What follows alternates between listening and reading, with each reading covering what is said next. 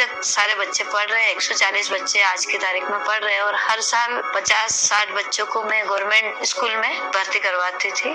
तो मैं सोचती हूँ कि मैंने जो अपना बचपन देखा वैसा दूसरे बच्चे नहीं हो।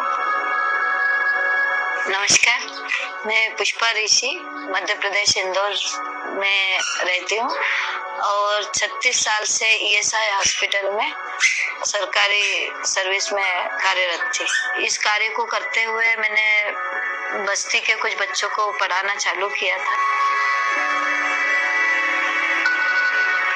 मेरी माताजी इतने बड़े मतलब एक शहीद की बेटी थी देखा जाए तो, और वो बहुत इतने बड़े घर में उनको देख कर दिया था कि नहीं भी इस घर में वो मतलब वो गांव के इतने बड़े जागीरदार है जलगांव के, तो ऐसा घर देख के दिया था। और कि मेरी माताजी के साड़ी में सोने चांदी के तार रहते थे, वो उस परिस्थिति में रह के और फिर उनको एकदम खाना बनाना पड़ गया, लोगों के काम करना पड़ गए। तो मुझे लगा कि मेरे पिताजी शायद गलत लत में लग गए, उनका दिमाग खराब हो गया और नशा करते थे, उसके कारण हमारी पूरी गृहस्थी बर्बाद हुई और कुछ प्रॉपर्टी भी मतलब प्रॉपर्टी के कारण भी आपसी मतभेद परिवार में हुए और हमारा घर पूरा बर्बाद हो गया।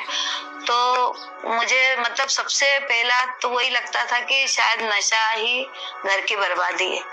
और वो बच्चे जब व्हाइटनर सूंघते थे और वो सब देखती थी, तो उनसे सबसे पहले तो पढ़ाई के पहले उनमें संस्कार डालना जरूरी थे कि वो उनको मतलब अपने में मिला के उनको उतना प्रेम दे के और उनको उसमें से हटाया पहले, तो तब पढ़ना चाहिए। मतलब मैं सोचती हूँ कि मैंने जो अपना बचपन देखा वैसा दूसरे बच्चे नहीं हो, वो पढ़ लिख के कुछ कर ले। तो तब से फिर उसके बाद मैं गुजरात से जब वापस आई तो मम्मी ने मना कर दिया था पढ़ने के लिए। वहाँ पे सिलाई क्लास जाती थी राजकोट में।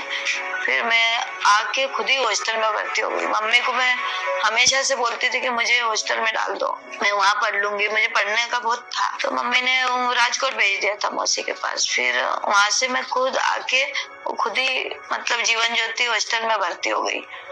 परंतु मैं निराश्रित भी नहीं थी और ना आदिवासी थी, तो मुझे मतलब फीस देके ही पढ़ना था।